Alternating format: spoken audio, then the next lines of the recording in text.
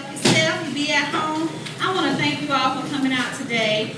Wanted to have space so we could have enough room, and we wanted to also give homage to the bank that gave us our new name. So I'm going to introduce to you Mr. Dom, as we affectionately call him, the president of Optus Bank, and they are the ones that made it possible for us to have a new home at 7171. So please, let's give them a round of applause. Thank you all for joining us this evening. I'll tell a little different story. So it is truly a privilege for us to have customers like Ms. Janice. And the reason is, it is our mission to serve people that work hard but may not have all the opportunities left that some of their peers have had. So I'll tell you a quick story. Just as I was coming in here, I was reading an article about a group in DC that sent several secret shoppers to banks in LA.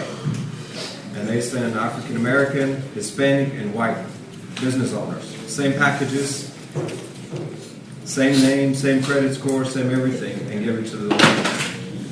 Guess what the outcome was of that secret shopping experience? And so when people ask, why do we need a bank like Optus? This bank was founded in 1921 actually, opened doors in 1923 by a group of African Americans in Columbia, South Carolina. It's still an African American bank. It's still majority African American owned. We serve the majority of every dollar. If you bank with us, I can assure you personally, the majority of every dollar is going to be invested in a black home or black business or a women-owned business nowadays. And sometimes we get lucky and we get someone like Adina, so we hit both priorities for us, women-owned and African-American businesses. So we welcome you here. As you learn about credit, and as this secret shopping experience pointed out, having great credit is just the starting point. And that's why when people ask, why do you need a bank that intentionally invests in underserved places and underserved people? That's why. But you got to start with good credit, because that's a beginning of the relationship. It's really hard to overcome those 5 C's of lending. Have you all heard about the 5 C's of lending? Credit is one of them. The other one is collateral, cash flow, character, and you also have to have some capital, right? And then finally capacity. But if that C, one of those C's, that credit is weak, it's really hard to overcome it with the other ones. So I welcome you to Optus Bank. We welcome the opportunity to serve you, to visit with you afterwards, and we're delighted that you're going to be working on and learning about one of the 5 C's of credit that is so important. So welcome to Optus Bank. Thank you. We are going to jump over point boosters. Mr. Tony Roberson, he brought our host down, but he had an emergency and he's going to try to make it back. But if he don't, we're going to give all our attention to Mr. Andre. He came all the way from Miami, Florida, to share his knowledge about what he knows about the business credit. So I'm going to tell you, this started in May. April and I went to Orlando, Florida, to a credit expo, because we've been hearing the buzz. I've had clients that asked me about it, and I wasn't able to help them. And I don't like that, when I'm not able to help a client, especially with us dealing with y'all that are business entrepreneurs. So before we sell and get into anything, we're going to learn about it from the top to the bottom, because when you ask us a question, we're going to be able to answer it. So then in June, I turned around, and Chris and I, we went to Miami to another one to learn even more in depth about it. And Mr. Andre Coakley, who was there again at the same one, and he was mentoring and sharing along with a panel of other guys.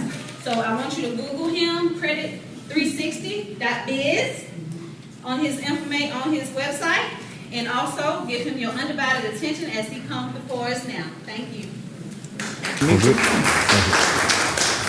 How y'all doing? I like that. How y'all doing? It feels good to actually sit in front of a room talking to my people, right? Entrepreneurs. Look around. Exception to one, right? Right? And I like what he said. Very, very, very, very, very, very rarely do I go to a bank, right? And I see the bank president talking about wanting to serve our people and meaning it, all right? And actually that being the population that they actually serve. So I want to actually give it up to Optus Bank, if y'all don't mind. So it's most definitely a pleasure being here. As said before, I came all the way from Miami, Florida. I was invited by Javis Financial Services, and I am thrilled to kind of give you guys what I know about business credit. How's that sound? All right. How's that sound? Now, does this look confusing to y'all? Yeah, no, yeah. Some of y'all seen this before? Huh?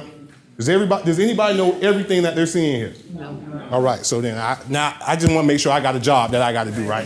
So by the time I get done, I'm going to explain all these factors to you, all right? So, if you don't mind. As I said, I'm Andre Coakley, President of Credit 360. This is some of my team down here in Miami, Florida. What we do is we repair credit and help entrepreneurs such as yourself help get their business back on track by actually helping you get your business credit in line. This is an award that we got recognized because we made over $1 million with credit repair with their particular software. All right? If you don't mind. All right, so let's get into some small business facts, right? So we're talking about top challenges for small business owners.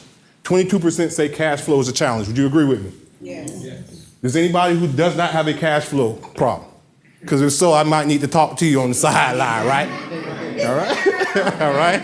Well, see? All right. 19% say the cost of running business is also a problem. High goods, high products, high costs, right? And the tariff is going to affect. Go ahead, Ms. Davis. I got a call today from one of my vendors asking me to purchase some advertising stuff in advance because the tariff is going to affect us. All right. So keep these things in mind. You always want to be thinking of the curve, and things that we might be discussing today might be changing as the environment and climate changes in the future. All right. 13% say revenue and sales is the problem, and 9% says credit availability. I think that number is probably a little bit skewed. Most of the people who have a cash flow problem, you probably got a credit problem. All right. However, if you can actually solve your credit problem, that can solve all these other problems prior to. All right. Some of the reasons why we get rejected for loans are quality of earnings and cash flow. Right, Ms. Jarvis? A lot of times, do we actually misstate income? Who over here overstates income? All right. So very seldom do we overstate income. We normally what? Understate, right? Because we don't want Uncle Sam in our pockets. That can be a problem when it comes to that funding side of actually funding your business, all right? Size of the company, 21%, 19% insufficient operating history, and 18% insufficient credit, all right? Do those stats kind of paint the picture where I'm going, right? All right? All right, what's the difference between your personal credit and your business credit? There are 4 differences, right? Business credit takes into account your private and public company data, which I'm gonna get into that a little bit later. Private and public. What do y'all know what public company data is? Well, we're gonna talk about that in a minute, all right? Business credit typically doesn't take into account personal information. So if you got good personal credit, it does not necessarily affect your business credit.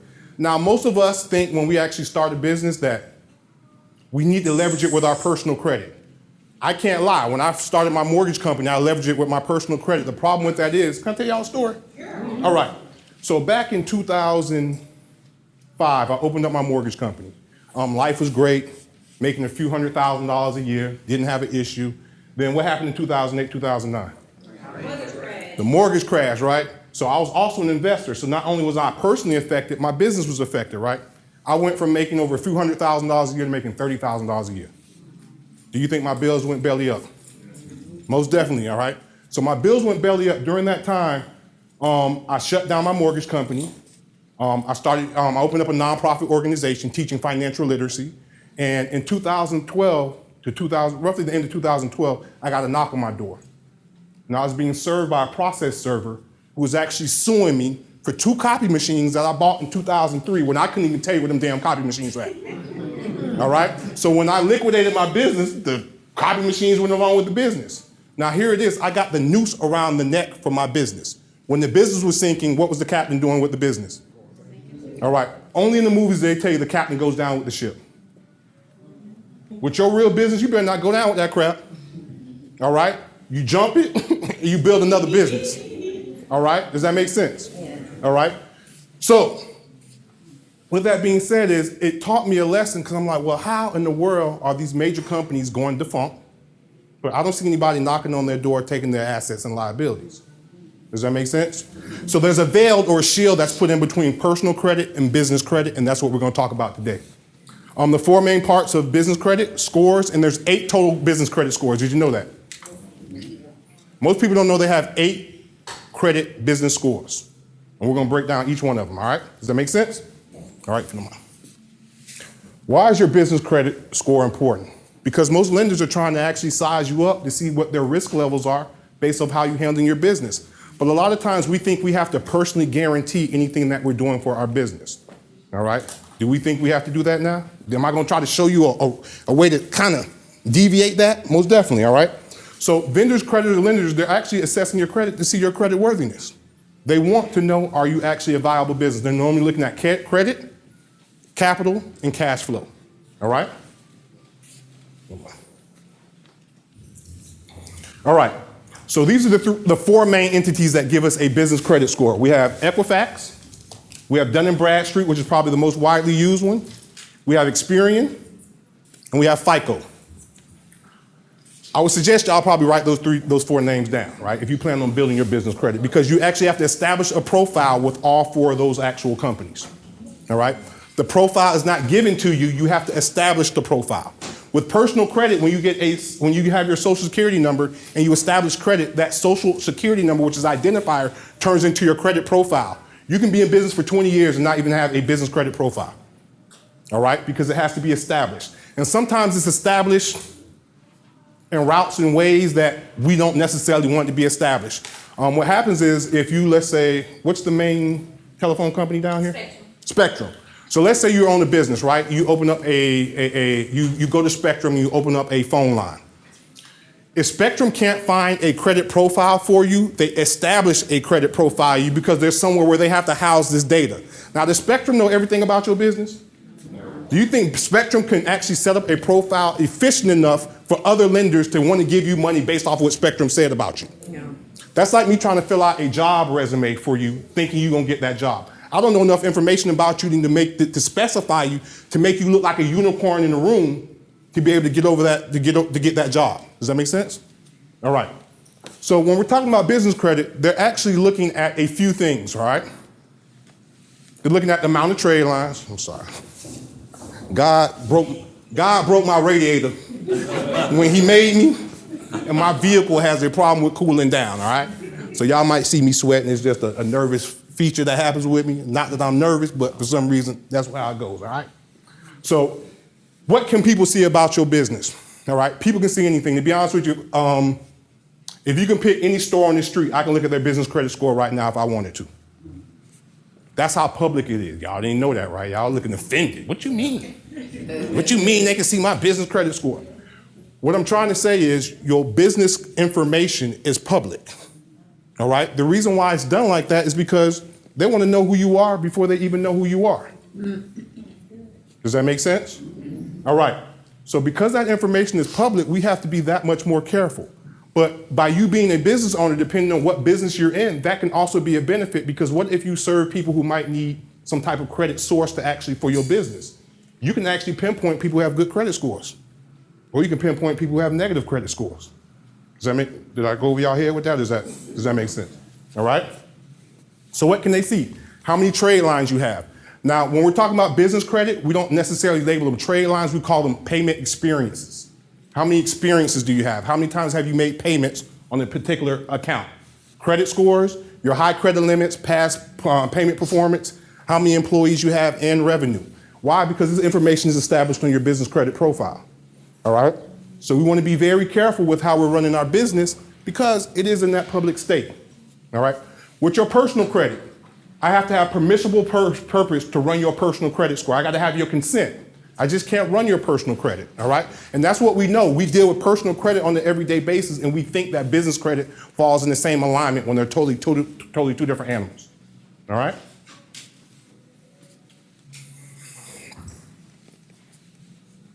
Banks and creditors, thank you for volunteering your personal information. Let me speak softly so they don't hear us, right?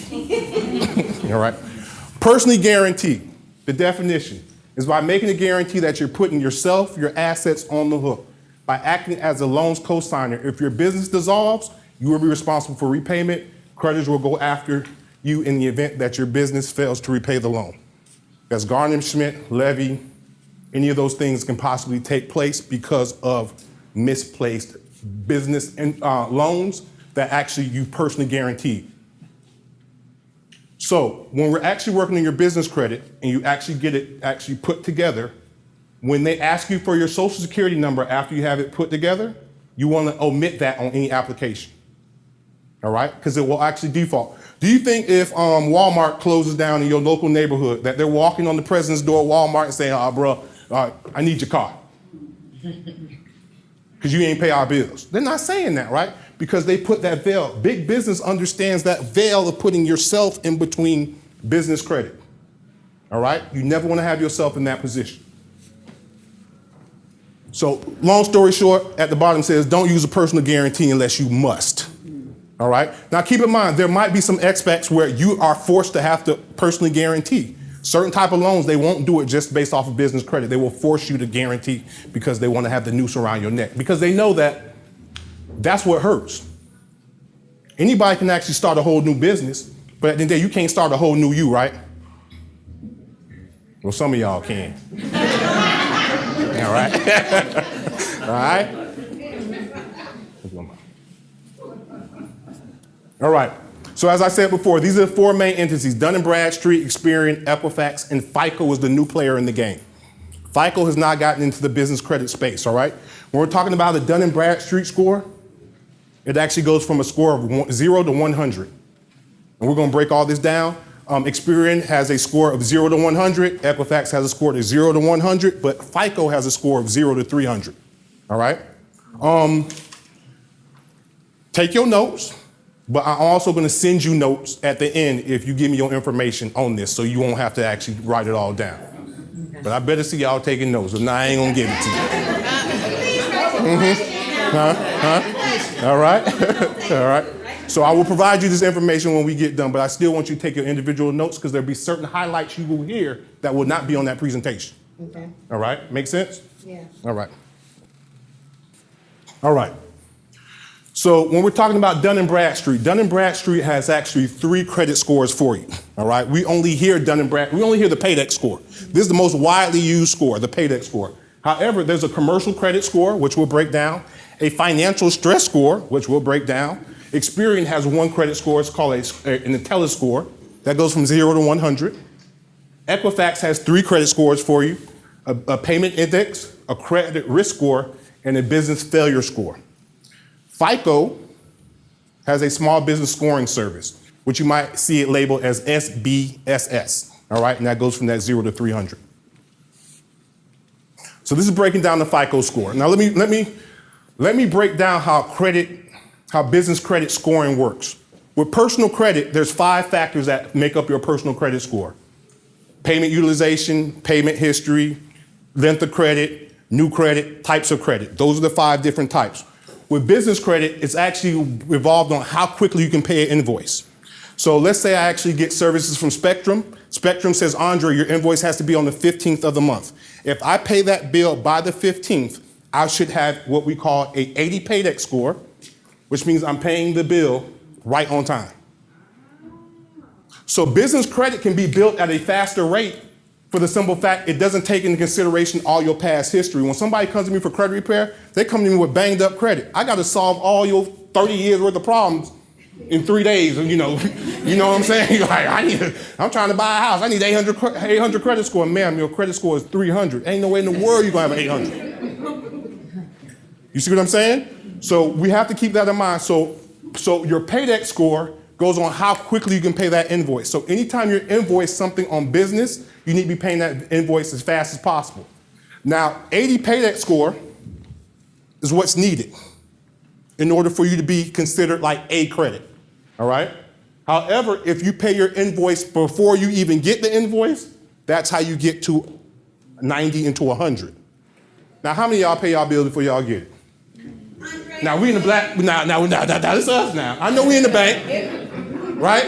But how many of us pay our bill before we get the bill, right? That's real hard to do, isn't it? So even if you're paying that bill, I try to do ours on direct debit, but not before the day of. Uh-huh. So I'm still only gonna get an 80. Yes, but an 80 is considered plausible. Not too many times do you see a FICO score of 90 or 100. Most people I know ain't paying their bills before, like, I need to know what I'm paying. Before, like, let me see that paper, like, let me know where my money is going, right? I do business credit, but I don't have a 100 payday score, right? It's right at 80. Right? I want to see where my money's going at, right? So keep in mind, it also depends on how your business cash flows, right? You got some businesses, they don't mind. And if it's something that's reoccurring and that you're using on an everyday basis, what do you care about possibly paying it early to get that edge on your credit score? Well, the 30-day, like the 100, would that work if, say for instance, if you start off, I said from the spectrum, and you know what your bill will be every month. So you just pay a month in advance and just pay it monthly. Right. So you're paying it almost in advance, right? All right. We don't do that, right? No. This is the wrong workshop for that one, right? Didn't you just say the number one problem with small business is what? Cash flow. Cash flow, right? So the cash flow. Be real. Exactly. So cash flow does affect that problem, all right? So just keep that in mind, but getting access to credit can also help your cash flow problem, all right? Depending on, let's say you're the type of business where you invoice people and it takes them, they're supposed to pay you in 2 weeks, but it takes them 2 months to pay you, right? That's where credit can help you float because you're eventually getting paid, right? But that credit can kind of keep you afloat until you get paid. Does that make sense? All right, so we also want to also keep that in mind. All right, so when we're talking about negative paydex scores, all right, you actually pay your payment 1 day past the due date, you drop to a 70. So you see what I'm saying? 16 days, you drop to a 60. Does that make sense? All right, I just want to make sure. All right, so your paydex, so what's the ideal paydex score you want? 80. I said 100. 100. Oh, but that's Y'all sound like them kids now. But you said y'all got real good listening skills when it comes to actually paying your bills before time, right? All right. So 80 is the ideal, correct? All right. Ideally, you want an 80. 100 will have you up there. But again, the higher your credit score, the more access to funding you're gonna get. Now think about it. Is it really killing you by paying something 20 days sooner? It ain't really killing you. But the way we built, right? And where we came from, right? 20 days is a big deal. All right? However, that's also a mindset, is what I'm trying to tell you. All right? Because there are businesses out there that got 100 paydex scores. All right? That look like us. All right? So let me get that straight. So remember I said DNB has 3 scores? All right, so these are the 3 scores that when we break up the DNB, you have a commercial credit score that goes from 101 to 670. All right, with the most probable with the lowest credit score is going to be considered a 101. 500 is considered average, a decent credit score. A 670 is like having a A++++. It's good, but an A is just good. The plus is just extra stuff, right? Does that make sense? So theoretically, a commercial credit score of 500 is good. A commercial credit percentile, right? You're looking, how does your actual business equate with other businesses? Ideally, you want to have at least an 80, and that's roughly like the paydex score. You want to have that 80 score. And the commercial credit class aligns you with segments of other businesses to see exactly the probability of delinquency. Remember, they're trying to forecast when will you be delinquent. What does your credit score rate you? What is your credit score telling banks and lenders? What do you think your credit score is telling banks and lenders? How good you are or how bad you are? Good, bad? Huh? Both? Actually, it's looking at how bad you are. Your credit score is to predict how delinquent you will be in 90 days. Your credit, they're only looking at you for a 90-day period. They want to know what's the probability of you being delinquent in the next 90 days. All right? Based off of your past patterns. So ladies, you got a man, right? He ain't never cheat on you. Right? You think he gonna cheat on you tomorrow? Most likely not, right? But you got this dude, he in and out, right? What's the probabilities of him cheating? All right, so they're looking at that past performance, right? So it's the exact same thing. Credit is nothing but a relationship. When you say, girl, don't go back with him, he gonna do it again. That's what the creditors say when they're looking at your credit report. Girl, he a dog, he always gonna be a dog. Why this bank won't give me no money? Because they think you a dog. Does that make sense? Credit is nothing but a relationship, all right? So the same way we feel about everyday relationships is how people feel about you when it comes to lending. They're looking at you, well, she don't give me money. Well, you didn't pay her cousin back. And her cousin put it on social media. So that's the same as you went to Optus Bank, you didn't pay them back, and they put it on your credit report. It ain't no different. All right? So we're talking about the financial stress scores. It's broken down into 3 segments. We got the financial stress score, which goes to 1,001 to 1875. The typical good score is going to be something about 1288. All right? So you don't actually have to have an 1875. The stress percentile is 0 to 100. Like personal credit, the financial stress percentile measures the likelihood of a company's financial distress in relation to existing companies in Dun & Bradstreet. So that's like you saying, that's her saying, well, girl, my last boyfriend, they comparing you to other people.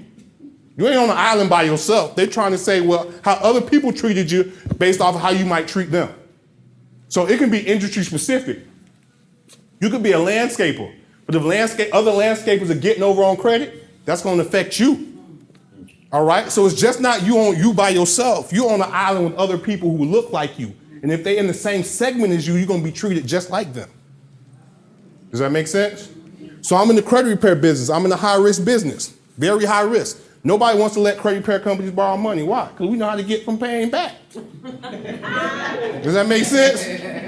So why would a bank normally want to let somebody who knows how to maneuver through the system get money? Why? Because we might pull the same trick on them. All right? However, you might have other industries that are less risky. All right? Consulting, a little bit less risky than credit repair. But then you might have a business that, depending on what type of consulting. Now, if you do strip club consulting, don't be talking about I'm a consultant. No, you a high-risk consultant. Does that make sense? All right? Or if you're in the gun industry or things along those lines where it can be considered risky, you might be kind of segmented even though you are good in alignment within yourself. Okay? So we're talking about the Experian business score. All right? It goes from a 0 to 100. But an ideal credit score is considered a 76, all right? That's considered you like in the A- category. That's going to be considered plausible, all right? And it gives insight to payment trends, public record filings, collections, and general background of the actual business. A blended score using the business and the what? All right? So you got to look at this because Experian is not only looking at your personal credit, they're also possibly looking at your business credit. Wait, let me back that ground. They're not only looking at your business credit, they're also looking at your personal things as the actual business owner. All right? So even though you can actually build your business credit without personally guaranteeing, like I have some clients who have banged up personal credit, but they got good business credit. All right? So we're able to leverage the business credit even though they had banged up personal credit issues. But don't get me wrong, sometimes those personal issues wind up hindering us when it comes to get for funding on the business side. Is that, and I try to put it like this. So, like, when you go on a cruise ship, you want the boat to pass inspection, right? You want the boat to be inspected? Absolutely. But do you want the captain to be inspected too? Yeah. All right, so when we go talking about we want business credit, well, why they worry about my personal credit? What you mean? You're the one driving the ship. You can kill everybody.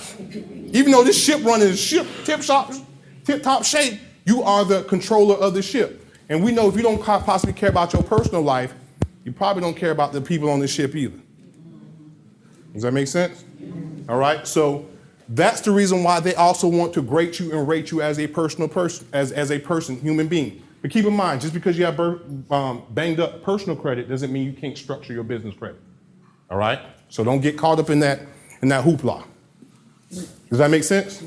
All right. It's a lot of scores, ain't it? Sheesh, I say the same thing. Boy. All right, so we got Equifax, your risk score. Similar to the Paydex score, all right? It goes from 0 to 100. With 90 considered, paid as agreed. You want to be in that 90 range. all right? Do you have to be a 100? No, but keep in mind, even just having one day, so being late one day is the same as being late 30 days. All right? It's a big range, isn't it? Just for one day. So keep that in mind, and business credit can actually wind up plummeting just like personal credit. And let me say this, you can dispute things on business credit the same way you can on personal credit. A lot of people don't know that. When I owned my mortgage company, right, let me back up. Business credit is the wild, wild west. There's no consumer board who looks over them.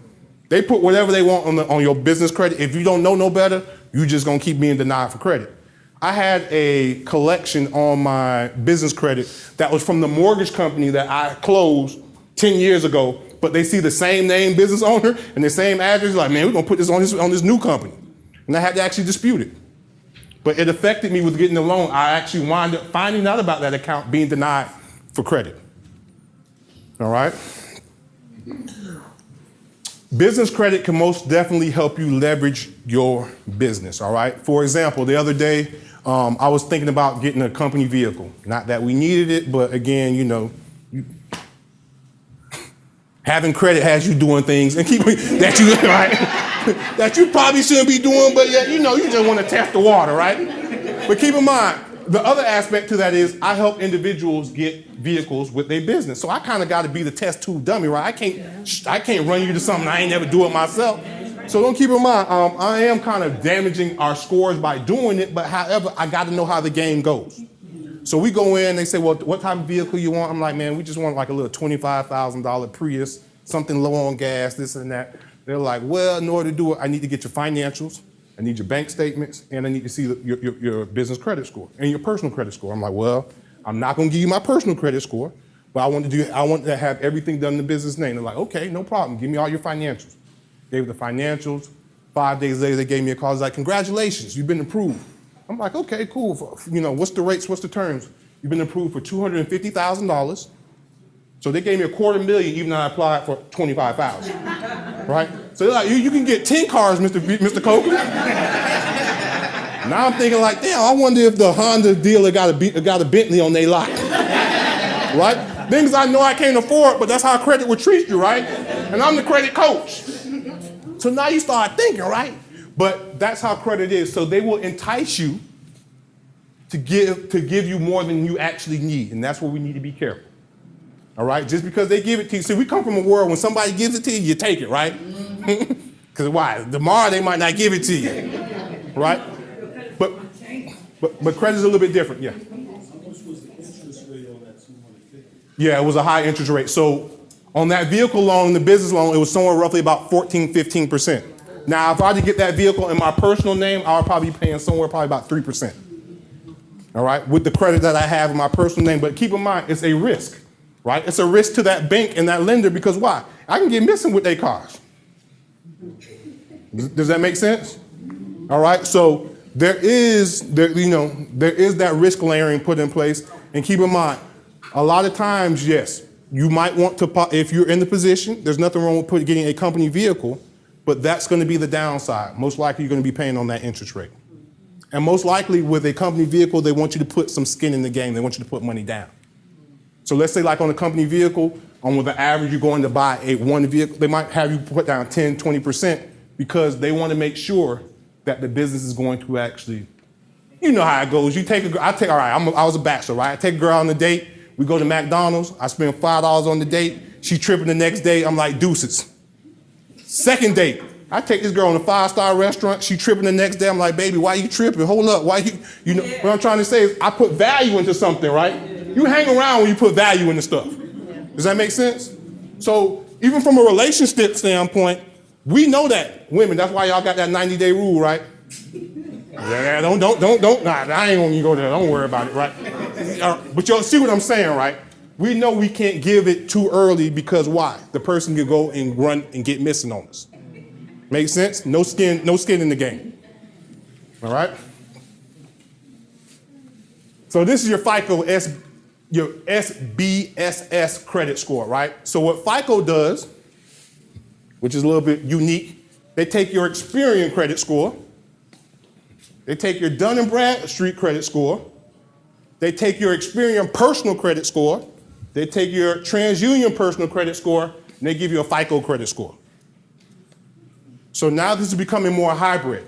So at one point we were getting around, so if you apply for an SBA loan, this is the actual platform that they use. Why? Because they want to pull in who you are as an individual, just not as a business, right? They're getting a little bit smart because a lot of times we've been skating around getting that personal guarantee just by opening up the business.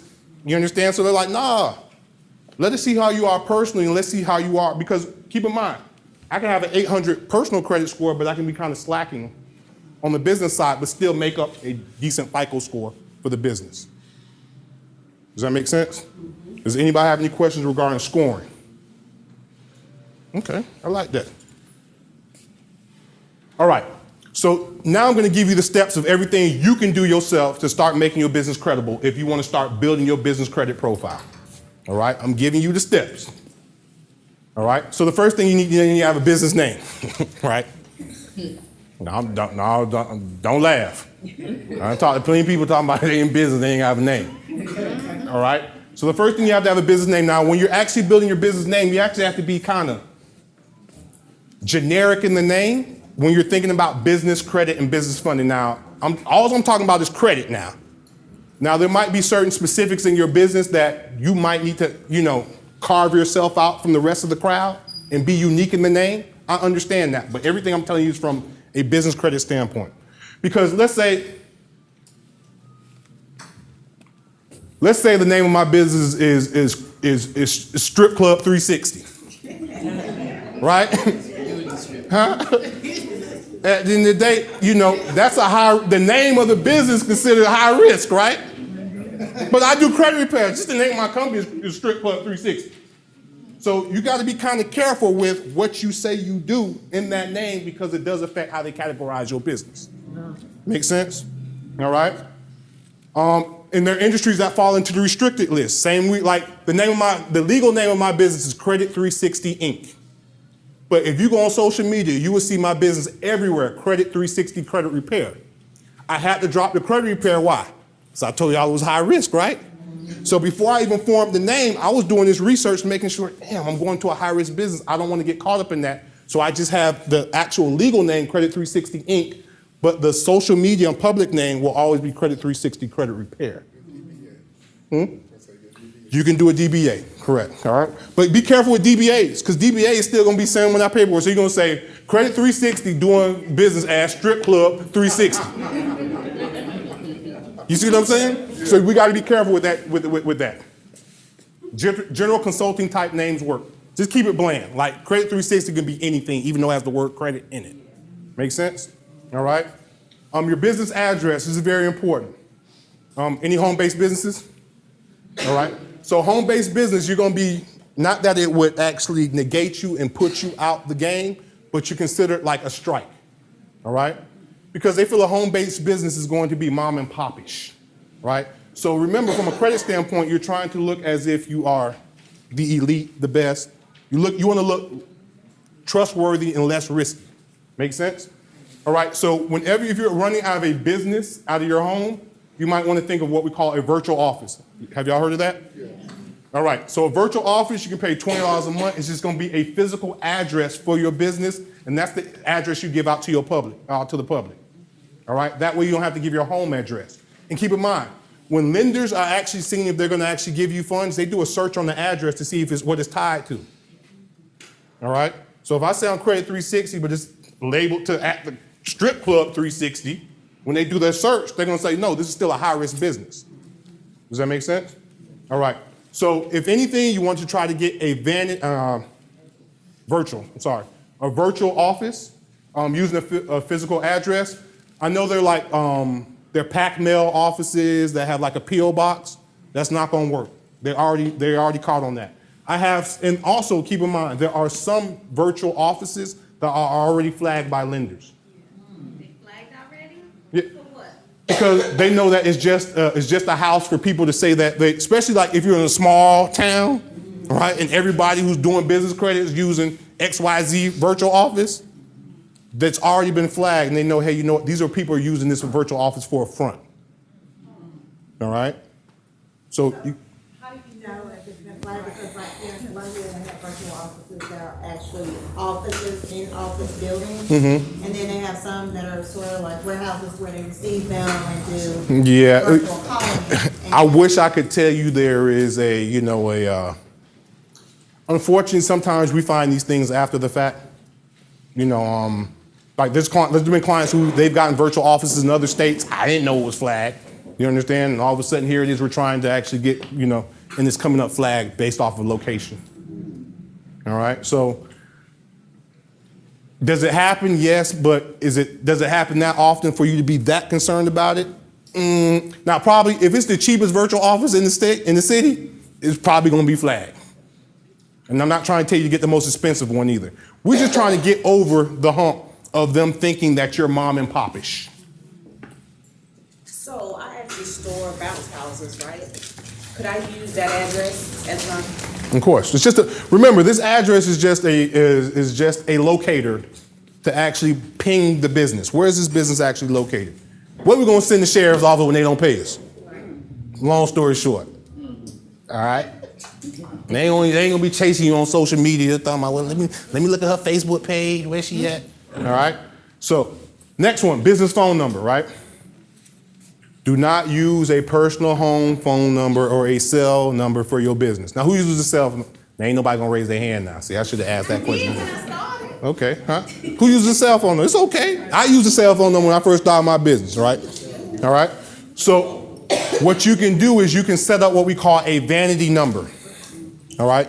A vanity number is just a number that actually pushes anybody who calls that number to your cell phone. All right. But when they search that number, it's not going to come up the Spectrum Wireless. It's going to come up to an actual, like a brick and mortar, like it's a building. Does that make sense? So you want to get a vanity number. All right. Do not apply for funding without a real business phone number. They're going to do that search the same way I say they do a search on the actual address. They do a search on the number. How much your business made? Oh, we made $1 million last year, but you gave them a cell phone number. Bro, as far as they're concerned, you made $1 last year. Does that make sense? All right. So the vanity number will qualify. The vanity number will qualify. And the other thing is the vanity number now allows you to know what calls are coming from the business versus your personal call. You got to separate it, right? You calling, you answering your business phone, hello. What you want? Oh, I'm sorry, I dialed the wrong number. It was a client.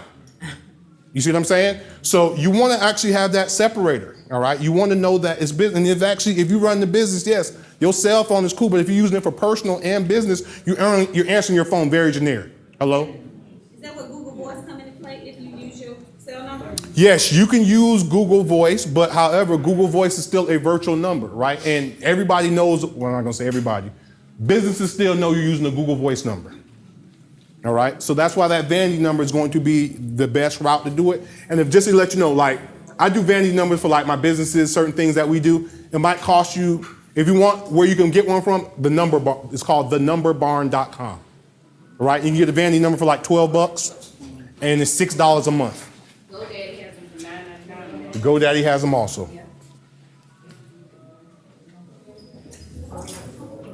All right. Any questions dealing with that? So you- I'm sorry, go back one, boss. And have that number forwarded to your cell phone. Right. Okay. But then, depending, now they have a lot of different platforms you can use. They have other platforms. Now, that one that I gave you is going to be the cheapest route. That's going to be probably one of the cheaper routes to do it. But the problem with Number Barn is the caller ID is only going to show the person who's calling you. You don't know if it's still, well, your phone is going to show that person's number. Let's say I'm calling, you got Number Barn, you got a vanity number. I'm calling your vanity number. My number is still going to show up in your phone. You still know if it's personal or business. However, you can make the Number Barn where it would show your business number when anybody calls the business number. Okay. So you wouldn't get my caller ID. It would be you would have to go online, look at the actual ledger to see my phone number. But when I call you, your business number would show up, and you can know to answer the phone, credit 360. Does that make sense? Or did I lose y'all? All right? All right, so keep that in mind. That's the problem with that, but that's going to be the most efficient way. They have other platforms like Ring Central, Grasshopper, which you can actually separate as a business line, which some of those platforms are good because you can get a business line, you can have a fax, you can text directly from that other line from the same phone. So let's say I have a headphone business. And with that headphone business, I have it going to my cell phone. I use Ring Central. When that phone rings, it has a different ringtone. And I know to answer it for that actual business. All right? And not just answer it, hello, blah, blah, blah. But I can also text people from that same exact business number.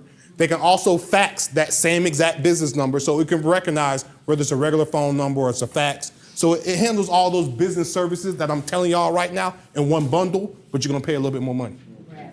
Grasshopper and Ring Central. All right? The other thing you need, I'm sorry, boss. No problem. The only thing we need is a business fax. All right? Why? Because you want to let them know, like, what business that you know real deal that ain't got a fax machine? That's like you calling your insurance agent talking about, let me fax this paper. They're like, what? No, we ain't got one. Could you mail it? You know, my oh, hell no. Let me take my money somewhere else. Right? You, the consumer. Now imagine if you're trying to give somebody $20, $30, $40, $50,000. Does that make sense? All right? You're probably not going to think they're really in business if they ain't got a fax line. Excuse me, sir. Thank you. All right? Professional website. Now, when I say professional, it could be a one-page website. I ain't saying you got to have all the bells and whistles. When they Google your business or they go to your web address, they just need to know something is there, all right? That's specific to the industry that you told them that you do. Does that make sense? All right? You most definitely need to have a dedicated business email address. No Yahoo, no Google, no Hotmail. sexylady@hotmail.com. You business like, but your like email is sexylady@, you know, it sounds cool, but at the end of the day, no, nobody wants to actually fund something like that. Seems high risk. Even though you could be a legit business making $1 million a minute, give that bank a Gmail account. I guarantee you they won't give you any money. Y'all, that's serious. It happened with us with my husband's barbershop. We never had a website, did not have an email. When you moved to Sand Hills, could not get a business loan because we didn't have a website, didn't have a professional email. Had credit, but didn't have the email and the professional website. All right. Exactly. All right. And this is what killed a lot of us, right? Your business license. All right. A lot of us like to fly under the radar, right? Which is cool. And, you know, I mentor a lot of businesses. A lot of businesses don't start off the correct way. You start off breaking laws. All right. I don't know too many businesses that start off, you know, oh, I start my business legit. No, believe me, there was a law you broke when you started there was something you didn't know when you started off this business. All right. So make sure that you have the proper licenses for the industry that you're in because they're going to want to see that depending on if you're trying to get funds. If I say I'm a mortgage broker and I'm trying to get funds as a mortgage company, anybody who I actually get them funds with, they want to see my mortgage license from the actual state. They just want to take my word for it. Bro, we want to make sure you're legit. Not just legit, two legits. All right? So they're also looking at it from those same spectrums, and we also have to keep that in mind. All right? Does that make sense? Home ownership. We didn't even know that, right? Home ownership increases the chances of you getting funded. And why? You got them assets. Because you got their house sitting in your driveway. Right? Don't pay them, right? Oh, they'll be, oh, you redid our walls, huh?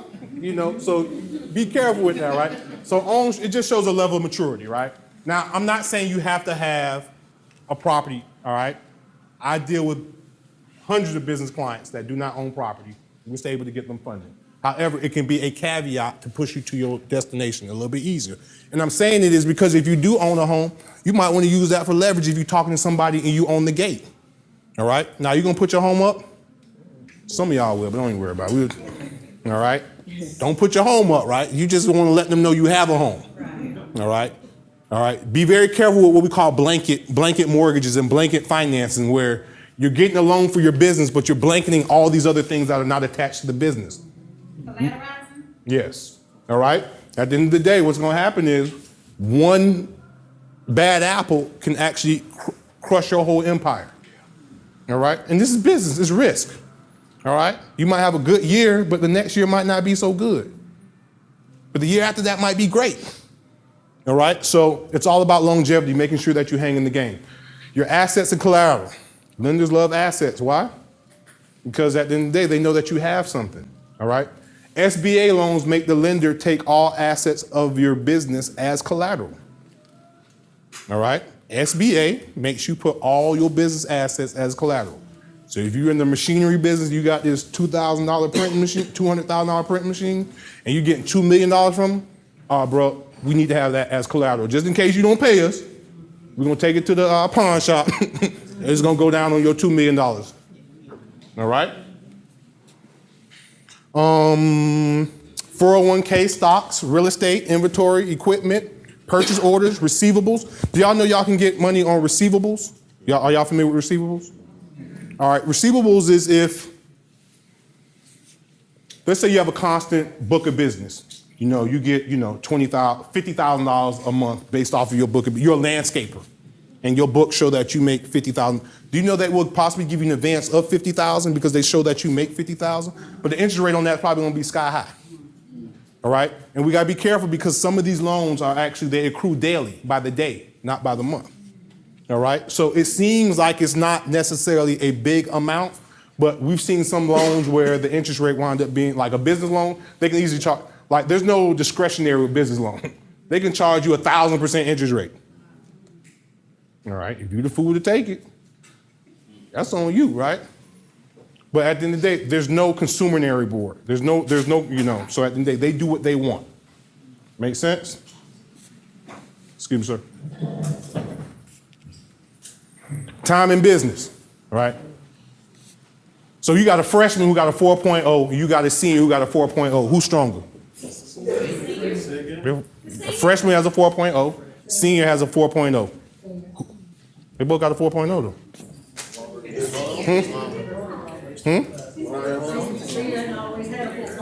Distance, right? Distance does play a role, right? Right? So I could take a test, get an A on my very first test of the semester. I got an A average, right? But what do we look like at the end of the semester? All right? So they want to take that longevity. They want to see how do you work for the whole duration of time, all right? Being open in less than 1 year makes it very difficult. Now, the actual barometer that they use is 2 years. If your business has been open 2 years, you consider it like you're not a baby no more. You ain't no more training wheels. Yeah, exactly. Ain't no more training wheels after 2 years. But did you know that roughly 4 out of 5 businesses go defunct within 5 years? All right. So if you can make it past that 5-year mark, and you actually in business, I ain't talking about the person who you ain't really in business. You've been incorporated for 5 years.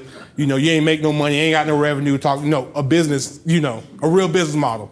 If you can make it towards that 5-year mark, you good. Let me not say that because I don't want y'all calling me talking about I've been in business for 6 years and you said I was going to be good. What's going on? All right. If you do what you're supposed to do, that barometer should be 5 years. All right. Which you want to get over that hump. All right. And the banks are going to be most definitely comfortable after you get over that 5-year hump. Okay. Stable revenue. I had a business I was dealing with. They were making $330,000 a month.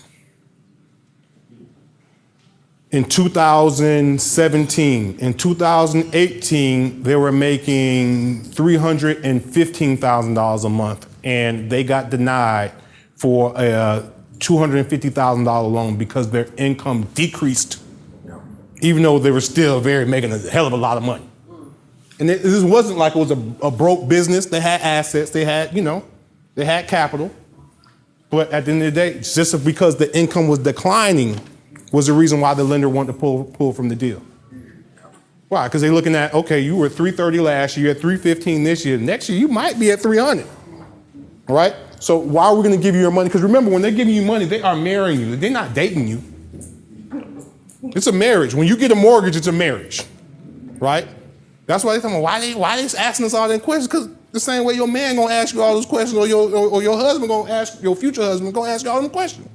They need to know who they're getting into this relationship with, because you might look good today, but how you gonna look 15 years from now? How you gonna look 20 years from now? How you gonna look 30 years? That's what they have to speculate, right? So it's just not for the moment. They're trying to see how solvent is your business for a duration of time. Your tax returns and profits. We kind of talked about that earlier, right? Because we all claim more than we make.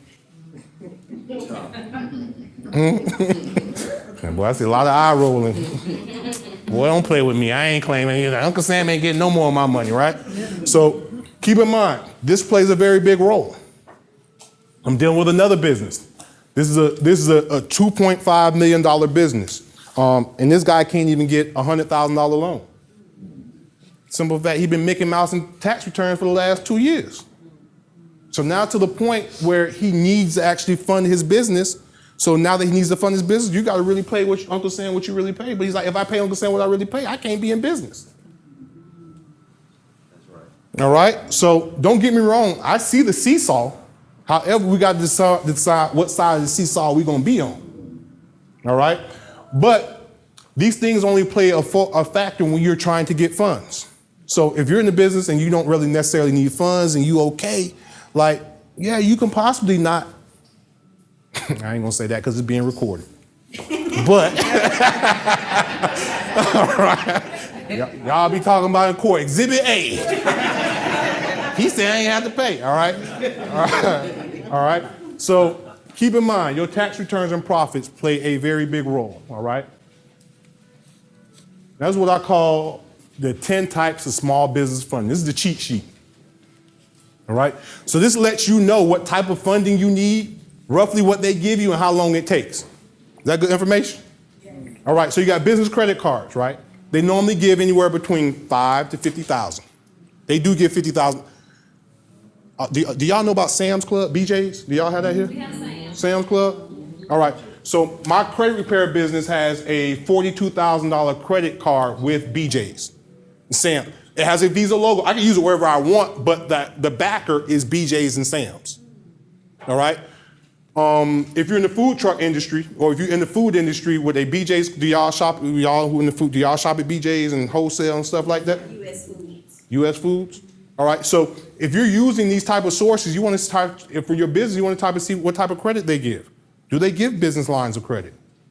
Why? So now you can leverage these certain things that you're going to buy anyway. Why not put it on the credit card and just pay the credit card off immediately? All right. So credit cards are really, in my world, in my mind, credit cards should only be used for 30-day increments. Right? You only floating money for 30 days. Don't get me wrong. It might be a big ticket item, something you might do. The air conditioner might go out in the house. You might need to put it on the credit card. I understand that. But if you floating regular bills, oh girl, they got these red bottoms on sale. They normally go for $500, but I can bid them with my credit card for $200 right now. You know you're gonna wind up paying $500 by the time you get done paying it off with the interest, because you're not gonna pay it off. Because if so, you would have bought it in cash in the first place. All right? So do you know a $5,000 credit card with 11% interest, paying the minimum monthly payment on that credit card can actually wind up taking 17 years to pay off? Yeah, but we don't talk about that side, right? Just a $5,000 credit card. And that $5,000 credit card, you would pay a total of almost $32,000 in interest on a $5,000 credit card over them 17 years. So keep paying the minimum payment. That's what you're putting yourself into. All right? So credit is good, debt is bad. A lot of times where we come from, when we hear credit, we think of debt. Like when I do speaking engagement, I tell people I got $200,000 worth of credit cards. They're like, whoa, I only got $2,000 worth of debt, right? It's not the credit, but I sleep hell a lot comfortable knowing I got somebody else's money. Possibly I got access to their money. So if something comes up, I can always use somebody else's money to leverage my money. I know nothing about a car. I'm like a woman when it comes to a car. I put the key in it and gas in the gas tank. I don't change no oil. I don't do none of that, right? However, I flipped the car with a credit card. I bought a car for $5,000 on a credit card, all right? So I kept the car for it took us probably about 3 months to sell the car. I bought the car for $5,000 on a credit card, took it to the mechanic, bought all the pieces. We put $3,000 worth of work into the car. After I sold the car, I sold it for $12,000. All right? So I made a $4,000 profit using somebody else's money. Now, if I had to pull that money out my bank account, I would never have bought that damn car. I trust me, but I don't trust me with my money. I trust myself with other people's money. Right? Does that make sense? All right. How much over the minimum payment should you be paying? As much as you can. Remember, you're paying interest. The long they charging you by the day. Every day that you have a balance, they are charged. So even if you have, let's say you got $50, but the payment is due 30 days from now, and it's supposed to be a $100 payment, pay the $50 now, and then pay the other $50 in 2 weeks. Don't wait till you actually get the $100 to make the $100 payment, because you're borrowing $50 for a shorter period of time every time you're making a payment. Several questions about that car deal. Did you do a cash advance with your credit card, or were you able to really literally swipe to purchase a car on a credit card? Yeah, I was able to swipe. Okay. Oh yeah, no. Huh? I'll let you allow. You have a black card? Which one? You ever like a black card? Huh? You can buy whatever you want with that card, right? But, Special card. huh? No, it doesn't have to be a special card. What I'm just trying to say is, money is money, right? They don't care if you got a loan on that money or if it's coming out your bank account. They just know that they're getting money. The car dealer don't care. So we've even had people like, for example, I had a lady, she had a $30,000 car, right? She's getting ready to buy a house. Her debt ratio, her debt to income ratio, y'all familiar with that? Was too high, right? Because her debt ratio was high, what she did is she went and she got 3 business credit cards. We put the car on the business credit cards. Now, it's something we would normally do, no, but now we're able to take that car off of her personal credit, dump it onto the business. Now she's able to buy the house. All right? In her case, she had a $20,000 deposit on the house. If she ain't closed, she's gonna lose 20 grand. So we were desperate measures at that particular point, but at the end of the day, you see how that goes. Now, business credit doesn't take in consideration utilization. It does, but it's very lightly. I can max out my business credit cards and still have a decent business credit score. With personal credit, you max out those credit cards, child, please. All right? All right? All right? So you understand that. So I know I'm talking about personal credit and business credit. I know I'm kind of shifting back and forth, but it's very important to kind of understand that, all right? Leveraging other people's money to make money for yourself. That's what credit is there for, all right? And if Optus Bank want to give me a $20,000 credit card right now before I leave, guess what? I'm gonna sign that paperwork, right? And I'm gonna sleep a little bit more comfortable tonight, right? And I'm not gonna use it. Or if I do use it, I'm gonna use it and pay it off immediately. So let's say I'm going to buy something, a big ticket item, a washing machine, a dryer. What I do is I go put it on the credit card. Even though I got the cash for it, go put it on the credit card, but then actually by the time I get to the car, go to the app and pay it off. So now I used my credit card like a debit card. But y'all can't do that because we ain't got discipline, right? We're gonna put it on the credit card, say, man, I ain't gonna pay them folks no money. I'm gonna send them the minimum payment, and now I'm gonna spend the money that I should have put on that credit card and buy some red bottoms. Y'all don't hear me though. Y'all know I'm preaching to y'all now. I don't want to hear you. All right? And that's what happens. So you have to be careful, because when we pay those minimum payments, we channel that money to other things and we get even more debt. Because we kind of just, we threw the bucket of water on the fire. We ain't put it out, but we felt like we did something to put it out, and we go on, but we don't know it's still blazing behind us. All right? So did I answer your question about, did I answer your question? Okay. All right. So again, merchant, cash advances, 200 to $250,000. They'll give it to you in hours. But they should give you 150% interest rate in hours too. All right? So you want to be very careful when we're dealing with that crowdfunding. All right? Getting people together to actually, help fund your business, which is something, we don't normally fall in this category. All right? Equipment financing, $5 to $5 million in days or weeks. And the interest rate can be 5 to 30%. As we see invoice receivables, what we kind of talked about before, that can go from 10 to 75%, the average. All right? And you're talking about 75%. All right? These are like payday loans for businesses. You can't get from under that crap. I can't tell you how many people come to my office because they've actually had a payday loan and they're like, Andre, I just can't get from under it.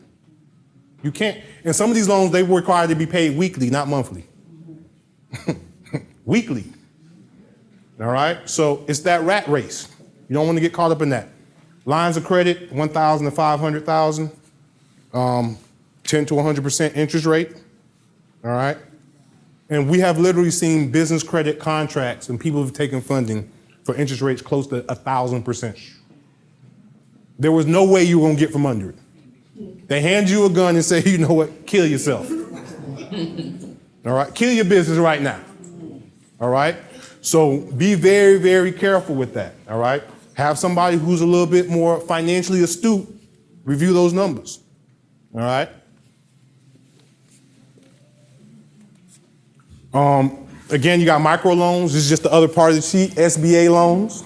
Now, SBA loans are probably going to be the most attractive, 6 to 13%. But the problem with that is it's going to be a very, very, very rigid underwriting process, right? It's going to be rigid. Term loans, 1,000 to 1 million, 8 to 30%.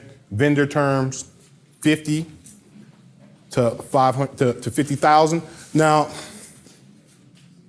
I'll get into that later. And that goes from 0 to 36%.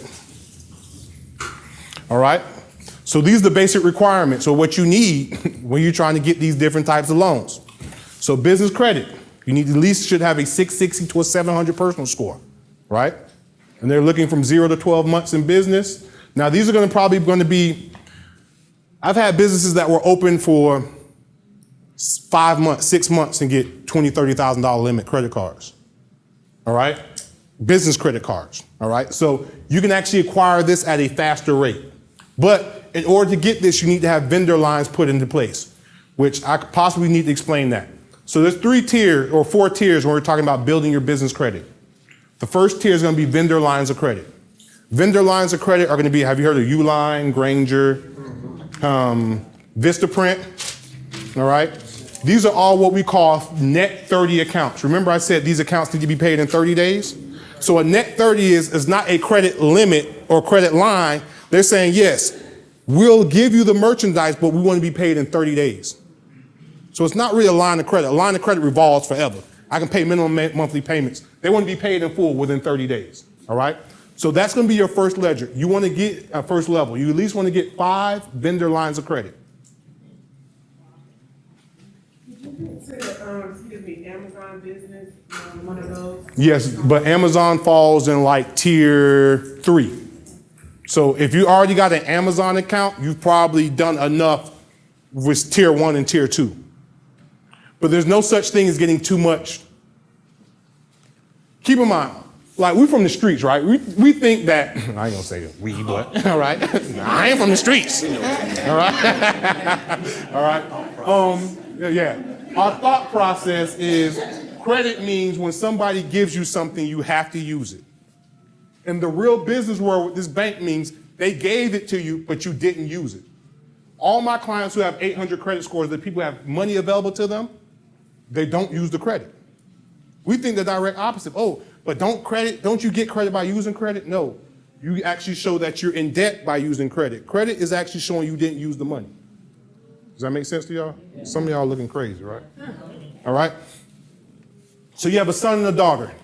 You put $5,000 in front of your son. You put $5,000 in front of your daughter. Your son spends the whole $5,000. Your daughter only spends $50 of it. Who can you trust the most? Right. So why y'all got maxed out credit card wondering why they won't give y'all loans? You see what I'm saying? So because it's maxed out, we just see it when a son and daughter relationship, but we don't normally see it when it comes to a banking relationship. Right? You talking about personal credit. I'm sorry, yes, personal credit. All right? This is personal credit. All right? So you want to be very careful with that. Having access and using their funds is when your credit score goes down. That's your utilization. So I'm on personal credit now. When you have a credit card, you never want to go over 30% of the credit limit. So if I got a $10,000 credit card, my spending limit for credit scoring purposes, the maximum I should spend on that credit card is $3,000. What is the perfect Now that's the maximum. What's the ideal utilization? Well, zero sometimes. What is it? Think I heard it? Huh? 7%. 7% is utilization. So 30% is the maximum utilization. 30% is like you eating McDonald's every day. You getting nutrients, but you gaining fat. We got that, right? 7% is you eating fruits, nuts, and berries every day. You getting nutrients, but you ain't gaining no fat. Does that make sense? All right, so 7% is where we want you to be. That 30% that we keep hearing on TV is the maximum where you should be. That's not the threshold where you should be. And the problem with 0%, just to kind of answer, 0% means you ain't eat nothing, right? Are you gaining nutrients? Are you gaining fat? You ain't gaining nothing, right? So you want to nibble off of it, but you don't want to indulge. Does that make sense? All right. So keep that in mind. So 30%. Other thing is, and I'm kind of shifting the payment to personal. I'm talking about personal credit now. That's okay with you, Ms. Job? All right. So what personal credit is, who has Credit Karma in here? Credit Karma. Who likes it? Come on, y'all like it, man. Come on. It's free. I know y'all like it. Let me give you one of them paid sites. Oh, I don't like that. They charge too much. I don't like the variances because you can have a 600 on one and a 475 on the other. Right. Okay. So Credit Karma uses what we call the Vantage scoring model. Vantage. When you go apply for a bank loan, they use the FICO scoring model. All right. So there's totally two different models. FICO is like Coca-Cola. Vantage is cola. Does that make sense? Vantage is trying to mimic FICO, but can something always mimic it? It can't, there's always going to be, this tastes a little funny. I don't know. They almost got it, though.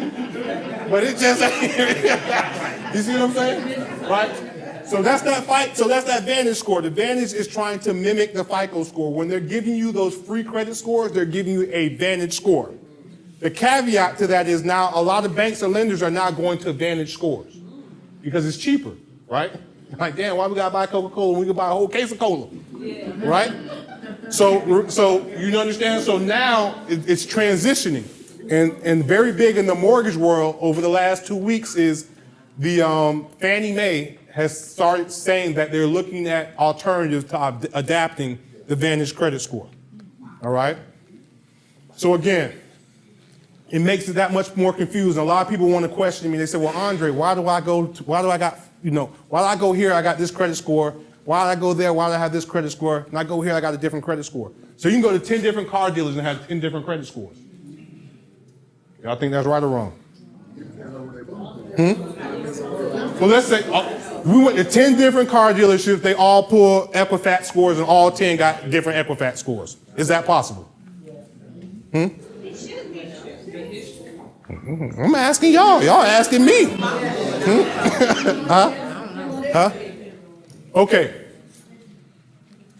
When you go to your local car dealership, when they actually sign up to accept credit and to actually use credit as a platform, they try to give the credit bureau what their ideal customer is, right? The ideal customer might look like you and it might not look like you, but based off of how far you are is to determine how you arrange with that particular bank. For example, I can take all 10 women in here and I can say, well, find the perfect man. We're going to have 10 different men standing up here, right? Does that make sense? So we know the perspective of what they want is different. And I can put Denzel Washington in here, right here. And somebody's going to say, girl, he ugly. And he was rated like, the most gorgeous black man, right? So just because majority find that attractive doesn't mean everybody finds that attractive. Just because you're attracted to this car dealership doesn't mean you're attracted to that car dealership. All right? It's like a woman. A woman say, girl, if he got more than 5 kids, I don't care how good he look. I don't have nothing to do with him. Right? So she gave that ultimatum of a non-negotiable. Right? So there's some non-negotiables, and we can't do nothing about that non-negotiable. Right? I don't care how good he look. If he don't work, or I don't care how good she look. If she don't have this, I don't want to be in a relationship with that person. So you might fit majority of the thresholds, but that one thing might not be that non-negotiable, and that can affect your credit score. So one lender can say, if somebody had a bankruptcy in the last 7 years, we don't want to do business with them. So when you go to that credit, when they run that algorithm, your score would be lower with their algorithm if you had a bankruptcy. All right? Now you go to this bank, they're like, well, we don't like people who have a late payment within the last 30 days. Now, you're the same person who got a bankruptcy. The bankruptcy didn't hurt you with this bank and you didn't have a late payment, so you're not going to be actually risk layered as deeply as you would on this one. Does that make sense? So everybody's not looking for the same customer. Some banks want people with banged up credit. Why? Higher interest rates. All right, so just so we can put this in perspective, when you have somebody who has a very good 800 credit score, are they going to pay their bills on time? All right. So a person with an 800 credit score, they go for lending. They get a 6% interest rate, right? A person with banged up credit goes for the same loan, he gets an 18% interest rate. 3 times as much for the same amount of money. The person with good credit, how many out of a year, if they got an 800 credit score, how many times do you think they would miss payments? Okay, this person with a 500 credit score, all right? How many payments do you think they would make out of a year? Now they're gonna make some payments, right? They just ain't gonna not, huh? Some of y'all ain't gonna make no payments, right? They know they shouldn't have gave me this car. They knew what my credit looked like before I came in here. That's what we say, right? Exactly, right? So what happens with that? Just so I can put this in perspective, right? So at that 6%, right, for the whole year, right? The person with good credit made the payments all year. Do you know the person who only made, with bad credit, he only made 4 payments out of that year? They made just as much money as the person who made all 12 payments with good credit. They know you're gonna fail, but then it's built into the rate. It was built into the rate. Does that make sense? All right. So they don't care about giving you the car. They know I got bad credit. Yeah, that's why they gave you that interest rate. All right. So it's factored in. Always remember that. So Credit Karma. Credit Karma is not a marketing. It's a marketing version of your credit score. It's not a lending version. Let me repeat that. Credit Karma is a marketing version of your credit score, not a lending version. No bank uses the same credit score that Credit Karma gives you. All right? That's just a barometer, a gauge for you to actually see where you are at. All right? So when we're talking about Credit Karma has your credit score. Do you know your credit scores go up and down in Credit Karma? All right. Credit scores might do this in real life. They might go up and down. Credit Karma has it doing this. Right? Because it creates consumer engagement, right? If your credit score is going up and down, they see in the alert, your credit score just dropped 50 points. What you mean my credit score just dropped 50 points? Right? But it's their own proprietary score. It don't really matter out there in the real world, but what are you doing? Now you're looking at their app. If your credit score stayed flat and it never really changed and they didn't do this drastic change, you wouldn't be looking at their app. Does that make sense? It's like your boyfriend, he come home and start a fight with you so he can go out to the club. Tricking you, right? It's trickery. Yes. I'm getting you ahead of the curve, but yeah. Credit card at the bottom of their app. They offer you all those credit cards. That's how they make their money. So Credit Karma makes anywhere between $5 to $10 every time you apply for credit cards, and $25 to $35 every time you approve for a credit card. So that's why they play with those numbers. Have you ever seen the odds? Oh, the odds are high, but they still deny you? That's like your friend saying, girl, I got this perfect man for you. Believe me, you're going to like him. And you're like, no, I don't like this dude. You see what I'm saying? So it sounds good. They try to play matchmaker, but they can't make the relationship. They can't make the relationship, but they're going to actually play matchmaking. All right? So we want to be very careful with that. That's why those credit scores go up and down on Credit Karma. And I'm not knocking Credit Karma because it's a free app. Use it. I use it. It's on my phone. All right? I do use it. However, I do use other versions of running my reports so I can kind of see how I look from a variety of different people. All right? So think about that diversity. Think about, multiple people are going to be seeing different multiple scores for you, and they might not be seeing the same score even though it's the same bureau. All right? And there's different algorithms put in place. Just like some guys like dark women, some like red, some like thick, some like thin, some like light eyes, some like bald head. At the end of the day, banks are saying the same thing. Well, this is what our ideal client looks like. We don't want nobody who don't look like this. Or if they do look like this, rate them not the ideal client. Make sense? Can I ask you a question? Sure. So new businesses that maybe aren't really looking to finance anything, buy anything, but don't want to really make mistakes early on, and maybe want to establish some credit history, you suggest starting with the vendor line? Yes, vendor lines. I'm sorry, I got attention deficit disorder. And I just jumped, and I didn't finish that whole part, right? I gotta add them. Huh? I gotta add them all. Oh, you got, no, I'm good. All right? All right. So the first line is going to be vendor lines of credit. Vendor lines of credit, right? That's going to be your Uline, Granger, Summa office, all right? So those are going to be your first layer or first tier. The second tier is going to be your revolving vendor cards. That's going to be like Staples, Office Max, Dell, Sprint, Cards, gas cards? gas cards, fleet gas cards, all right? Fleet gas cards are very good because sometimes they can give you high credit limits. I got a $50,000 credit limit on a gas car, and we don't even have a vehicle, right? But it looks good when other lenders are saying, okay, do we want to give credit 360 money? Yeah, they got $50,000 worth of access of credit that they don't really use, and it makes it look very trustworthy, all right? It's the direct opposite. I can't tell you how many of my customers come in thinking that credit means that because you just pay your bills on time, you got good credit. Ladies, just if your man comes home on time, does that make him a good man? No. You got to do a whole lot more than that, right? So just paying your bills on time don't make you credit worthy. That's what I'm trying to say, right? That's just one part of the actual, and I hope I'm not offending anybody by saying what I'm saying, right? But I say this is because credit is a relationship, right? So I tie it into relationships and try to parallel. We don't feel any different when it comes to our love and our heart than how that bank feels when they're trying to give us money. All right? So you got fleet, so you got the net 30s, then you got the fleet cards, then it's going to be the business credit cards. Like what she said before, you got Amazon, Barclays, Capital One, anyone who gives that those business lines of credit. That's going to be that tier. And then the last final tier, which takes tax returns and most likely verifying income. All those three tiers prior to that don't verify income. I got clients who don't file tax returns. We got $50,000 credit lines. All right, so it's not actually income driven. All right, it's what we call a stated income. They kind of take the income that you put on the actual application for what it's worth.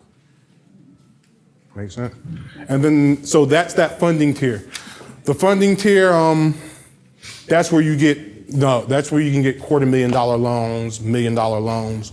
But again, they're looking at the actual tax returns to make sure the business is viable enough to actually, for repayment purposes. All right, so don't go in with asking for $1 million and your business made $15,000 last year.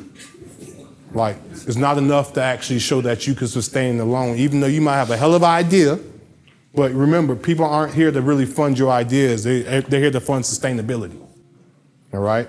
So a lot of times we go to a bank and say, I got a good idea, I want to open up a bank, I want to open up a business, this and that. They won't give you funds because, keep in mind, it hasn't been time tested yet. They don't know what's going to be valuable.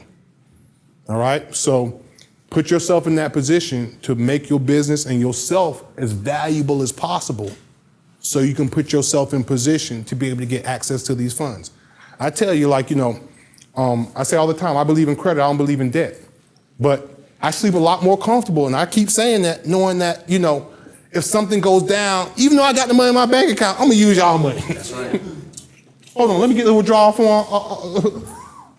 Right, and I'm gonna put it right in the account, and I'm gonna use their money. And if things go backwards, I might put my money in the closet somewhere, act like I ain't got it, right? You see what I'm saying? So, leverage. This is what big business does. When you look at Amazon, when you look at these businesses, $1 billion businesses, but they got debt. Why? Because they want to spread the exposure. All right, so we come from a place also where we think, cash is king. Cash is king, but credit is queen. They make the perfect relationship, but one without the other is defunct. You can't have credit and not have cash because you can't pay the credit back. All right, so it does take both parties to actually make it make sense. All right, any credit questions? Anything I didn't cover? I was told that there is a right and a wrong way to complete an application when you're applying for business credit, like it is for personal. Like you shouldn't put you haven't worked somewhere, like personal, 2 years versus 8 years. I'm not saying lie, but Right. I'm told there's a certain way you complete it. Yeah, we call that putting barbecue sauce on it. Put a little sauce on it, you ain't. This part is the same way. Yes, so now keep in mind, some things are going to be fact checked and some things aren't. All right, there's been things where I sent it over to a lender or underwriter, and like, man, they're gonna crush it. It ain't gonna happen, and it slipped through the cracks. Like, thank you, Jesus. You understand? You see what I'm saying? All right, so yes, there is yes, but the main thing I would say with our business credit applications and making sure once you get everything established that you don't put your social security number on that form. And I think I was being more specific with the vendor lines of credit where they don't verify, they kind of take you at word for what you say. Yes, with the vendor lines of credit, but I don't think they might ask you what's the annual revenue, but with the vendor lines of credit, they're not. It's like you don't have to have a lot of revenue. Like you don't have to show a lot of money. Remember, and when you get the vendor line, remember I said how many vendor lines did I say get? When you get those vendor lines of credit, you need to spend at least $50 with each of those. Just because you get the credit doesn't mean it's reporting. All right, you actually have to have usage for them to report. And business credit, because it's not regulated, it might take them 2 months, 3 months to report. They don't have to report monthly the way they do on consumer credit. And this is, I was told, I went to a similar workshop about business credit. This is much more detailed. And one of my questions was, what if the business is not reporting? And someone made the suggestion of self-reporting. How do you? You can self-report, but I think there's so many other entities out there that don't require self-reporting. Like, it depends on what the dollar amount of how it's, what's going on. But yes, you can self-report.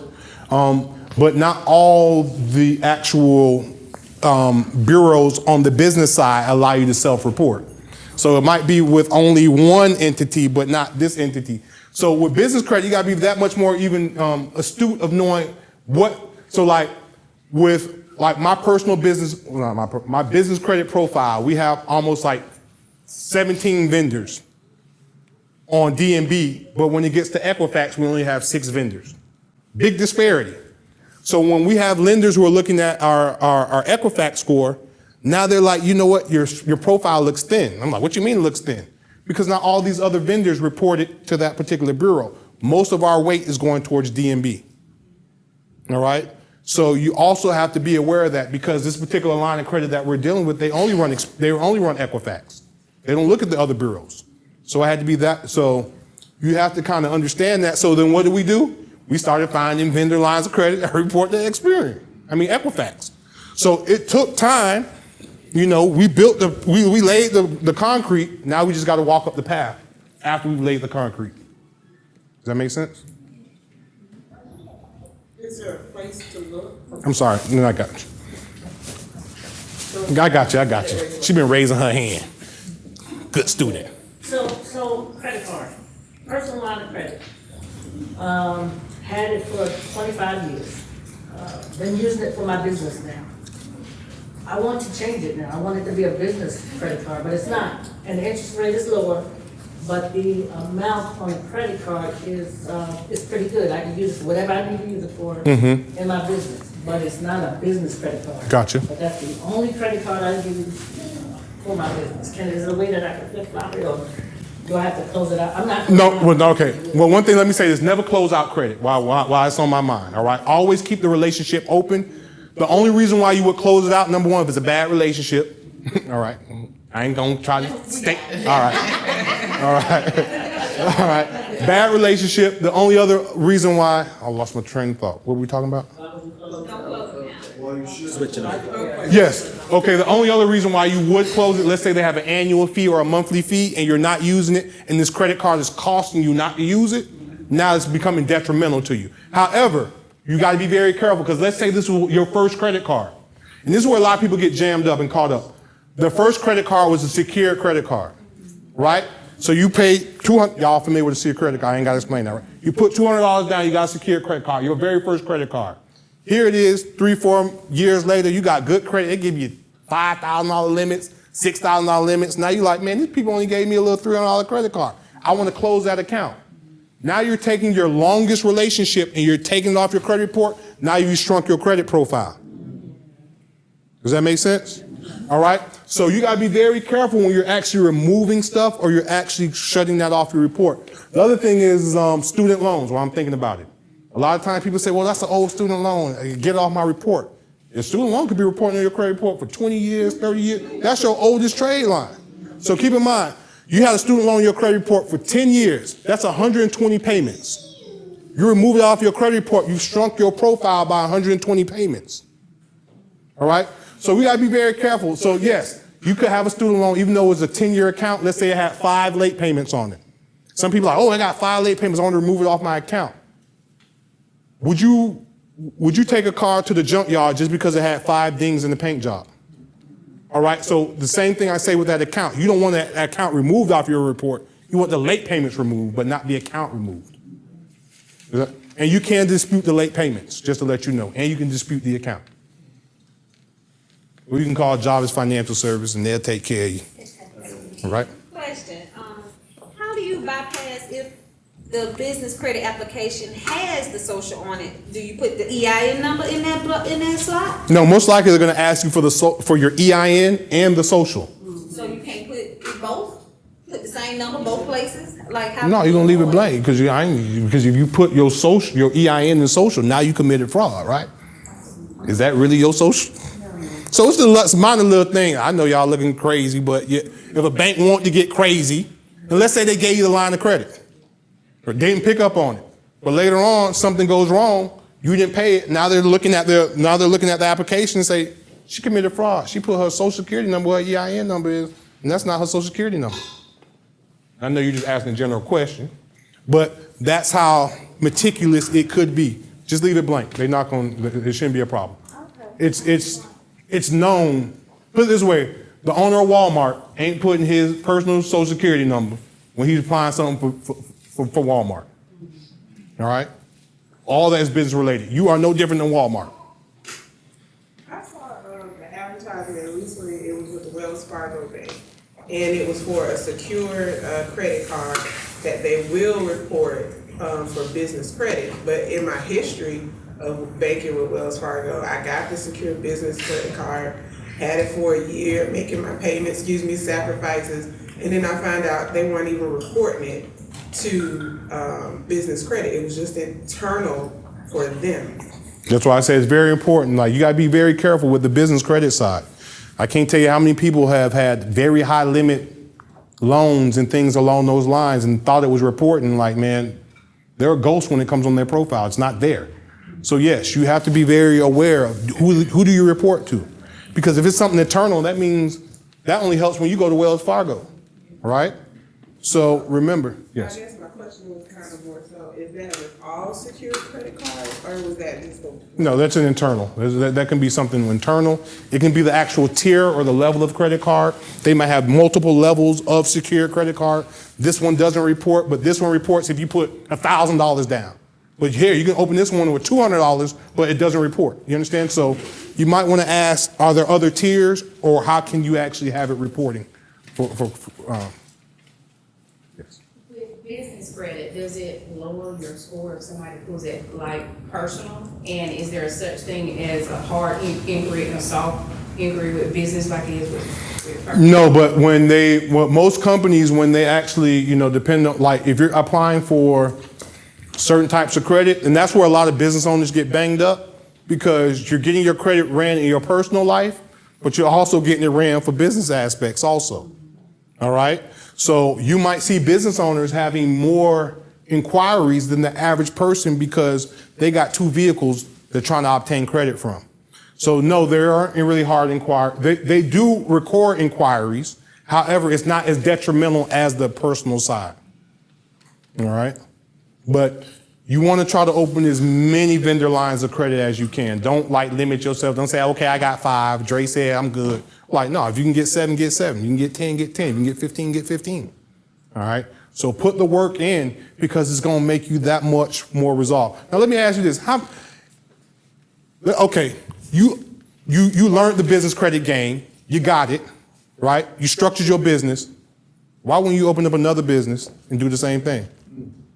And then another business and do the same thing. Now you got 5 credit vehicles versus just having 2. Does that make sense? So my son opened up a business, you know what I started doing? I started putting together a credit profile. Bro, you gonna pay me back. You see what I'm saying? All right, so, but, and while I'm thinking about it, and still what we're talking about today in your kids. Talk about credit with your kids, all right? I don't care what your walk of life is. I got people come to my office who are homeless, and I got people who make $1 million a month. They still worried about their damn credit, all right? So it doesn't affect certain people. It affects everybody, all right? If you do the right things, you can put your kids, and we can put our kids ahead of the curve, right? So my son's 22 years old. When he was 20 years old, he applied for a Capital One credit card and got a $20,000 credit card. All because dad started putting the legwork 2 years, 3 years ahead of time of adding him to my credit cards, not abusing the credit cards. Now here it is, he applied for a credit card, he got $20,000. I said, guess what? If anything happens to you, don't call me, call Capital One. Right? You got to need bail out of jail, you don't need to call dad. Call Capital One. Right? That is your safety net. I'm no longer your safety net. All right? But think about it. I put my son in position, if he goes to buy a vehicle right now, 3% interest rate. Okay? So now he can possibly get a car that, the average kid his age buying a used car, he can possibly buy a brand new car with the same exact payment. All right? So it's leveraging. Why do I see this? Because I had other people, other ethnicities coming into my office. I'm like, damn, this little kid, 18 years old, and he got a credit score higher than mine. I'm pissed off. I'm the credit guy. Can you share with them just adding their kids as authorized users when they turn 17, I think? Yes. Add your kids as authorized user to your credit card. But don't give them the credit card. Exactly. Don't give them the credit card, but add them as an authorized user to the credit card. Now, your payment pattern in history, well, some of y'all don't need to put y'all history in y'all kids. All right. Right. I got you 1 second. So, I just recently added my daughters to, they're 18 now. I added them to school with my credit card. But this was the ironic thing. As an authorized user, they didn't even ask me for their social. I'm like, how are they lining this up? What address? Address. I'm like, that's just wow, because. But you gotta be careful. Sometimes when they don't ask the social, they don't report to that person. They might be reporting. I'm just giving you seesaw. It could not. Absolutely. But I did the same thing for my niece, who's like 22, 23, because she's trying to build her credit. So I put her on one of my credit cards, and they didn't ask for a social. So I said, hey, check your credit. Reports. And tell me what you see. She says, yes, it's there. But she doesn't have the same address. She doesn't share the same address with me at all. And I just found that, like, it blew my mind. Like, I don't know how they crossed. Normally the address has to coincide, depending on the bank, but normally the address and the name, when they're not asking socials, that linkage. All right? The same way if you go write a bad check. Remember you used to write a bad check and it show up on your credit report like that? How did it show up on my credit report? They ain't have my social, right? They still had key identifiers, your date of birth, your name, and your address, right? Because they grabbed all that information from your driver's license, and they have all the other information from the actual check itself. All right? So keep in mind, that's most likely happening, but you want to make sure they report. I had a friend of mine, he was getting ready to buy a house, and this was like before I was really got into credit. He's like, add me as an authorized user. I added him to an authorized user, thinking he was on the account. He went to apply for the house, the account ain't never show up. I ain't asked the right question when I added him as the authorized user, just that simple, right? But I wasn't even into credit then. And those are the simple things. So, make sure you ask those simple questions, because you could be going through the loops and jumping through hoops and not get the outcome that you're desiring. My question was going back to when you mentioned the business credit. You gained it, it's successful, you established it, you repeat. What is it? Would you do it as a subsidiary, or would you do it as new business? All new businesses. Okay. Right. So that requires a new EIN. Right. All right. How long does it take to get EIN? 2 minutes. All right. All right. So don't get me wrong. Like, you can set up a business in 48 hours. Right. So it doesn't, like, once you understand the blueprint, now you just repeat and duplicate, wash and rinse. Same thing over and over and over again. All right. So you can actually structure that for multiple businesses. All right. I know people right now, they like, man, they're putting together businesses for their kids, and their kids don't even know what business they want to do. Right? So they're like, hey, you know what? Let me start working on business credit now, because it's not age restricted, right? Right? So now if little Junior, if he wants to start, paint designs on shoes, now he actually has a credit line that he can start establishing and actually kind of get it going. I know it's a little deep, but you got people thinking deep. They're thinking ahead of the curve, right? So we also want to put ourselves in that position. Yes. Yes, ma'am. Hey, this is good information. Okay, so my question is, put the camera all over me like that. Hey, okay, so I have the vendor lines, but like Uline is the one I use the most because of the type of business I have. Right. But I don't use that thing every month, and I do it net 30. Do I need to be getting something from those vendor lines every single month? You want to create those experiences. Remember, every time you but they report at their leisure also. So that's why you kind of have to, you got to throw as many rocks as you can, because only some of them are actually going to hit the target, even though you're throwing them. Even though you aim directly, it's at their leisure when they want to report. So they don't always report in a timely manner. So yes, I would try to tell you to structure as much as you can. And I'm not trying to say every month, but once you kind of establish it, you get it going. Now you might, you see it reporting. Now you can go to what we call nav.com. So nav.com, you can actually, they will give you a free profile of it. And if NAV, I need to go again? NAV. Go again? No. If you guys text Credit 360 to this number, if you do it today, only today, all right, if you text Credit 360 to that number, I will send you over that information.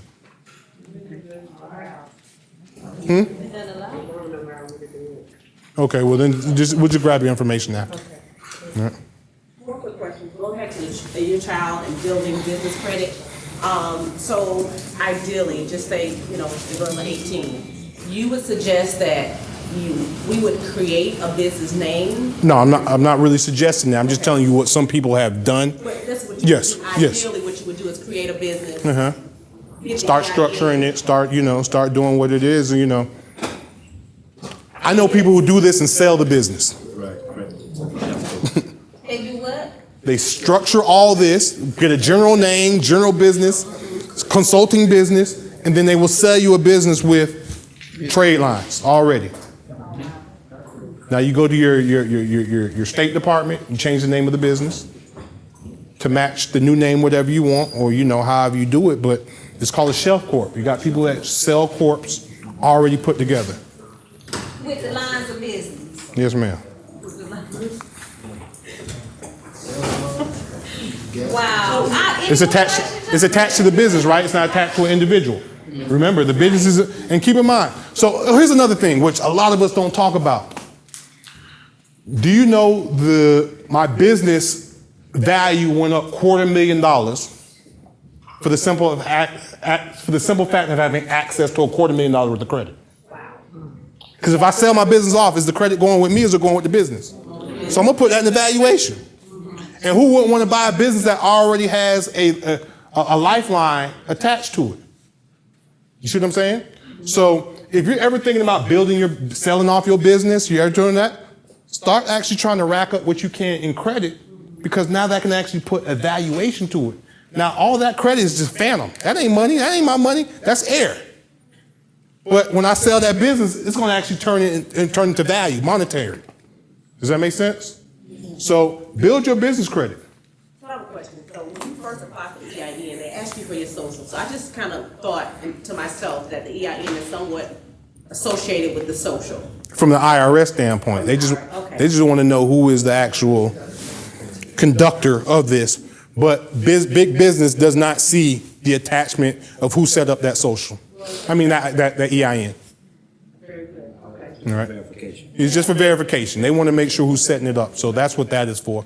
And then they also do that because at one point, people were going in, getting EIN numbers, 100 a day, and doing exactly what we're doing, going and building the credits, just doing that, walking it through the process. So they started actually, let us track to see who's actually applying for these EINs. So that's why they started requiring the social. And then they will possibly shut you down and say, you know what, you're applying for too many EINs.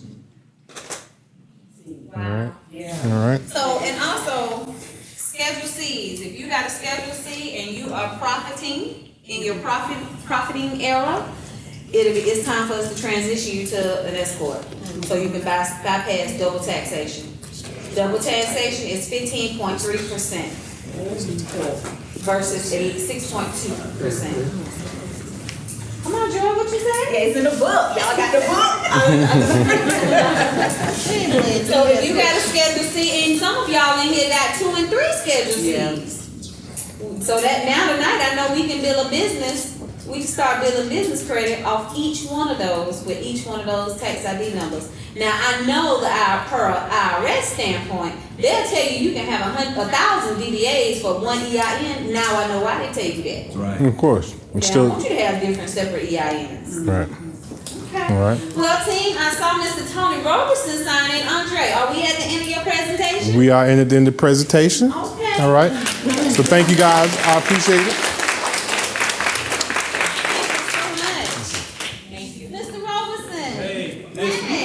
I'm good. I don't have to do anything. I'm just gonna meet and greet. How y'all doing? I apologize. I had a construction emergency on the construction project I'm working on, and it was a nightmare. Anyway, y'all heard from the best man it is, Mr. Coakley. I'm Tony Robertson with Rock Holders Enterprise, Impact Mortgage, and Sport Drivers. And we are with Point Boosters, which is our processing company for our credit repair business. My business partner, Mr. Todd Simon.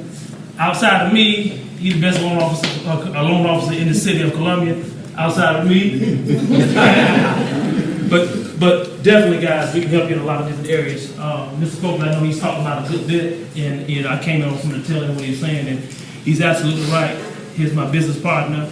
He can attest to it. We, been doing business credit for a little while, and we established our foundation based upon that, and we've set ourselves up tremendously across the board for it as well. So much so that a year ago we bought our own office, and we structured it from a business credit standpoint where we were able to get the cash we need to actually buy a building, so our building is actually free and clear, okay? So that we can leverage it to do other things. So I'm telling you, the power of business credit is key. You need to get it, and you need to make sure you have the correct concept of what it really is. And he just shared it with you guys. The problem is we don't want to spend no money. And we want to go out and Google and try to do it ourselves. Then come back to us to fix it, okay?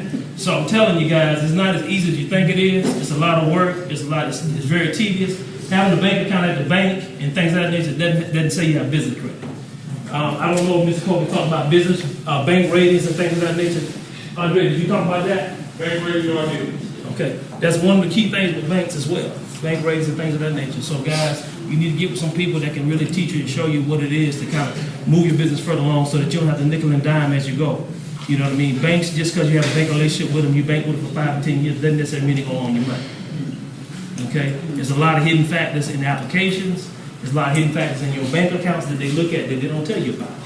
They look at rolling 3-month averages to see what you're doing, what's remaining, what's coming in, what's going out, and it can affect everything that you do. So when you go to do things in business, you gotta have what we call a preset strategy. And so what I would say to you is that And like he mentioned, that if you're gonna build business credit, you need to do it right, so that you have what you need. And business credit can save you. I'm sure he talked about, having double buying power. For instance, for myself, I got double buying power. 2 American Express, 2 Lowe's cars, 2 Home Depots. I determine what side of the table I want to use according to my personal business structure and my personal life. If I'm getting ready to do something major in my life on my personal side, I may want to use the business credit side to kind of structure some things out to leave my personal side free and clear.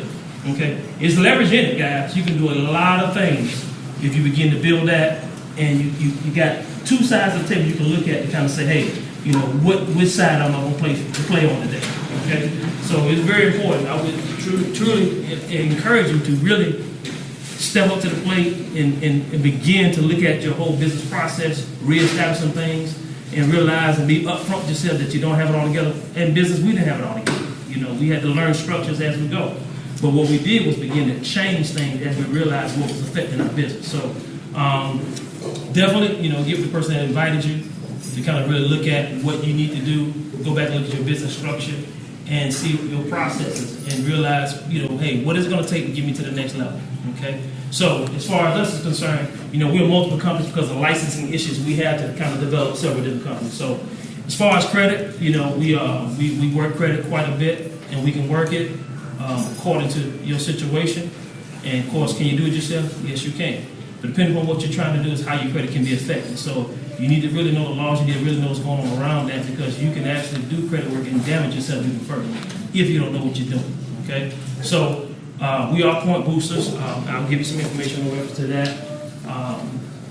And Rocco was invited to do commercial and church loans, personal loans. They're pretty much full service financial service. So whether it be insurance or what it may be, we got you covered in that now.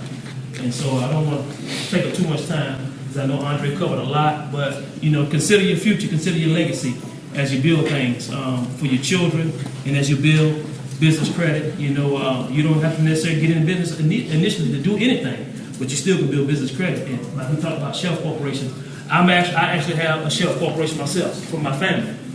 We bought it, used it for a few other things, and so they are very, very effective.